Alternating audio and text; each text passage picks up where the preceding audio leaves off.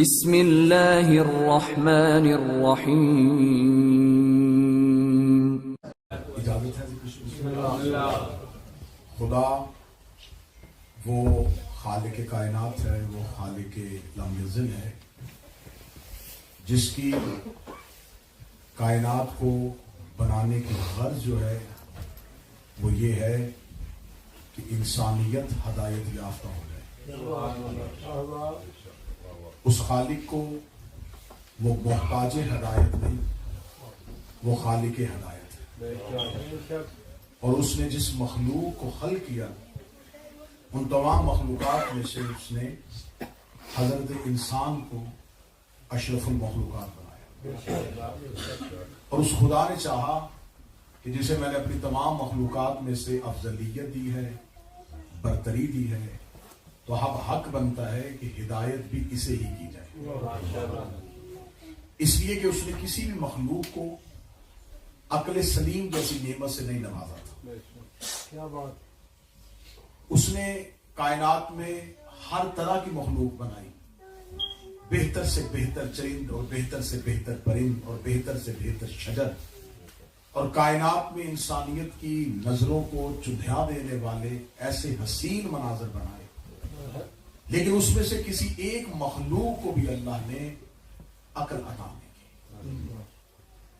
خدا نے جس کام کے لیے انہیں غرض، جس غایت کے لیے انہیں زمین پر خلق کیا، وہ اسی غرض و غایت میں چل رہے ہیں، انہیں خبر ہی نہیں ہے کہ ہدایت کسے کہتے ہیں۔ یہی بتا ہے کہ جب عقل نہیں ہے تو تصادم بھی نہیں ہے، جھگڑا بھی نہیں ہے، اختلاف بھی نہیں ہے۔ ایک جنگل میں رہنے والے جانور، ان کا ایک دوسرے کے اوپر افضلیت کا جھگڑا نہیں ہے۔ شجر جو قد خدا نے دیا ہے اسی کے مطابق ہی بڑھے گا، دوسرے شجر سے اس کا افضلیت کا جھگڑا نہیں ہے۔ خدا نے انسان کو عقل دی تھی، تو عقل کا تقاضا ہے کہ جسے عقل دی جائے اسے ہدایت بھی دی جائے، کیونکہ عقل وہ مشینری ہے جس کے لیے ہدایت کے کمپیوٹر کا ہونا ضروری تھا، تاکہ یہ عقل بہترین اور صراط مستقیم پہ چل سکے۔ پھر اس خدا نے ہدایت کا بندوبست بھی اپنے ہی ذمہ لیا۔ اس نے یہ نہیں چاہا کہ انسان اپنی مرضی سے ہدایت پائے، اسے کہا نہیں، ہدایت بھی تمہیں میں ہی دوں گا۔ ماشاءاللہ۔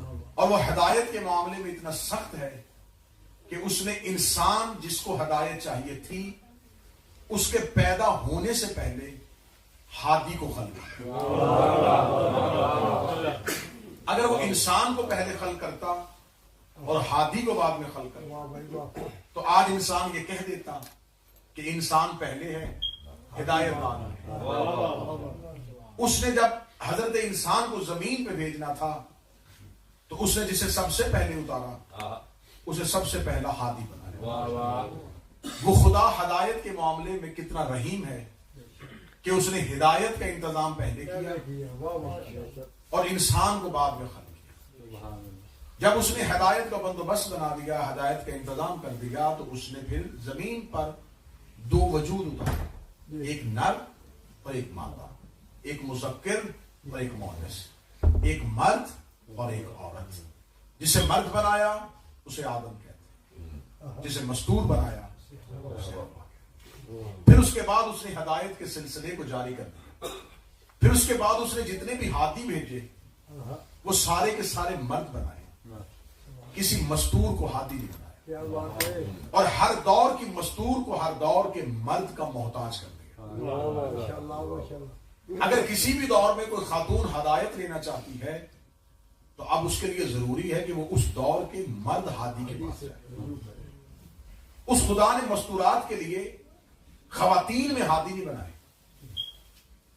اس نے مردوں ہی میں ہادی بنائے، کیونکہ جب اس نے مرد اور عورت کو خلق کیا تھا تو اس نے مرد کی خلقت میں عقل کو پہلے رکھا، جذبات کو بعد میں رکھا، اور جب عورت کو خلق کیا تو جذبات کو پہلے رکھا، عقل کو بعد میں رکھا۔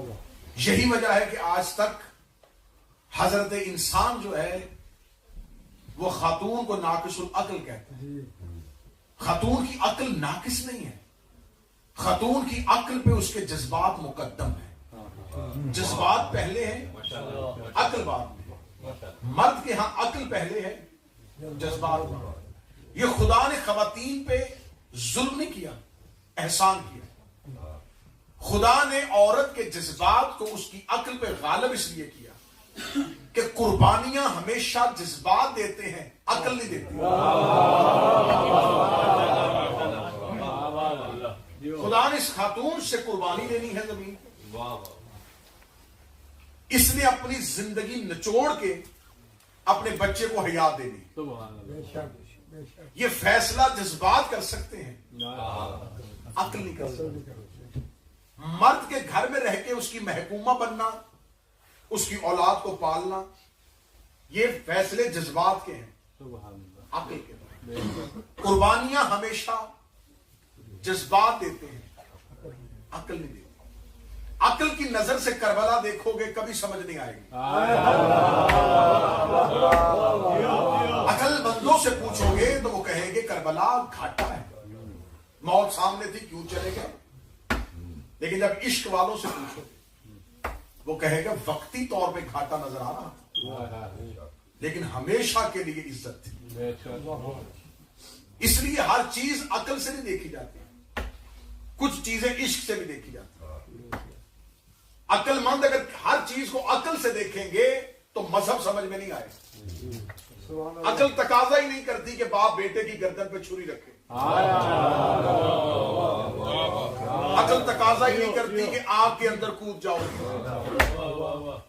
موسیٰ عشق میں جا رہا ہے, ابراہیم عشق میں چھری رکھ رہا ہے, عشق ہی یوسف کو کنویں میں پھینک رہا ہے. تو لہذا یہ جتنے فیصلے ہیں یہ سارے عشق پہ مقدم ہیں.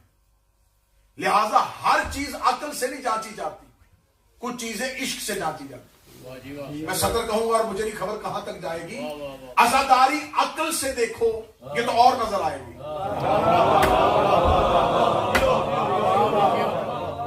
عشق سے دیکھو گے تو اور. اس لیے بہت سے ایسے عقل مند ہیں جنہیں ماتم سمجھ میں نہیں آتا. یہ عشق کے فلسفے ہیں, ہر چیز عقل پہ مقدم ہے. بھائی خدا نے عورت کو جذبات اس لیے دیے کہ خدا نے اس عورت سے قربانی لی. تو لہذا جذبات جب قربانی دیتے ہیں تو پھر اس کے لیے ہادی ہونا ضروری نہیں, کیونکہ ہادی کا صرف جذباتی ہونا ضروری نہیں, عاقل ہونا بھی ضروری. متوجہ ہے بات کی جانب, بات بڑی کھل جائے گی اور آپ کو موضوع سمجھ میں آ جائے. خدا نے ہر دور کی مستور کو ہر دور کے مرد کا موقع. حضرت آدم اس دور کی جتنی مستورات ہیں آدم کو نبی مان, ابراہیم کے دور کی ابراہیم کو نبی مان. لیکن میرے اللہ یہ کیسا انصاف ہے کہ عورت ہر معاشرے میں اپنی تعلیم و ترقی کے لیے اپنی ہی خواتین سے رہنمائی چاہتی ہے. عورت چاہتی ہے کہ مجھے پڑھانے والی بھی عورت ہو, عورت چاہتی ہے کہ میری ڈاکٹر بھی عورت ہو. تو جب عورت ہر ایک معاشرے کے طبقے میں خواتین ہی کی نمائندگی چاہتی ہے تو میرے اللہ تو نے ہادی عورت کیوں نہیں بنایا.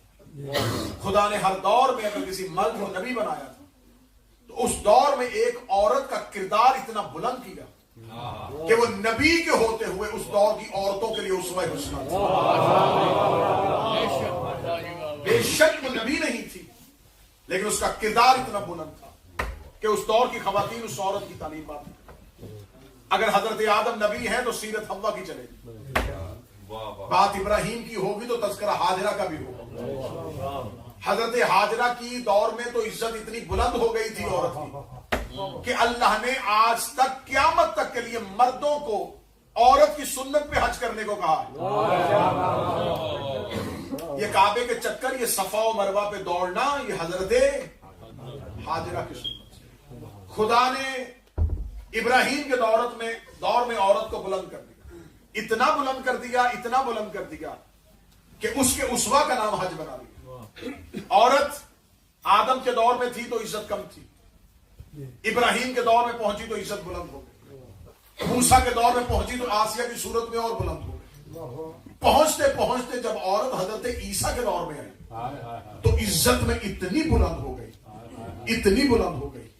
کہ خدا نے مریم کو عیسیٰ کی ماں نہیں کہا، عیسیٰ کو مریم کا بیٹا کہا۔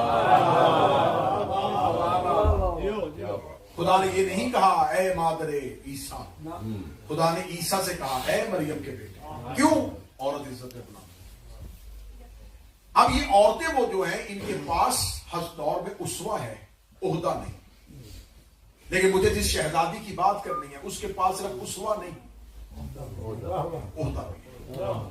مجھے آج ایک ایسے عہدے میں بات کرنی ہے جس پہ ممبر سے کم بات نہیں۔ میں نے اس سے پہلے جو بہت سی مجالس میں جناب سیدہ کے بہت سے عہدے پڑھے، جناب سیدہ کا بطول ہونا، جناب سیدہ کا محدثہ ہونا، جناب سیدہ کا عالمہ غیر معلمہ ہونا۔ آج کی مجلس میں آپ کے سامنے ثابت کروں گا کہ زمین پر رسول کے دور میں جناب سیدہ کے پاس وہ اللہ کا دیا ہوا کون سا عہدہ تھا، وہ کون سے منصب میں بیٹھی تھی؟ حسین کی ماں۔ یہ ذہن میں رکھیے گا کہ اس گھر میں، اس خاندان میں رشتہ داری کی بنیاد پہ عزت نہیں ہوتی، نسبت کی بنیاد پہ عزت نہیں ہے۔ ہاں نسبت احترام کے لیے ہے، لیکن عہدے نسبت کی بنیاد پہ نہیں ملتے۔ مولا علی کے سارے ہی بیٹے ہیں، نسبت ہے علی کے بیٹے، لیکن عزت حسن اور حسین کو ہے امامت کی وجہ سے۔ یہاں عہدوں کی وجہ سے عزت ہوتی ہے، صرف نسبت کی وجہ سے نہیں۔ یہی تو ہمارا شیعہ سنی کا جھگڑا ہے۔ ہم کہتے ہیں صرف نسبتوں سے عزت نہیں لینی، کیا زمینی رشتہ داری تھی، کیا بدن کی رشتہ داری تھی، عہدوں سے عزت لو۔ یہ دیکھو کہ اس دور میں خلیفہ کون ہے، اس دور کا اللہ کا امام کون ہے۔ مولا علی کے سارے بیٹے ہیں، نسبت کی وجہ سے عزت ہے۔ حسن اور حسین کی عزت صرف نسبت کی وجہ سے نہیں، عہدے کی وجہ سے۔ جناب سیدہ کی نسبت ہے نبی کی بیٹی، نسبت ہے علی کی زوجہ، نسبت ہے حسنین کی ماں، لیکن ایک عہدہ ہے زمین جس کی وجہ سے وہ اتنے معصوموں کے گھر میں رہ کے بھی مرکز ہے، بیٹی ہو کے بھی ام ابی ہاں،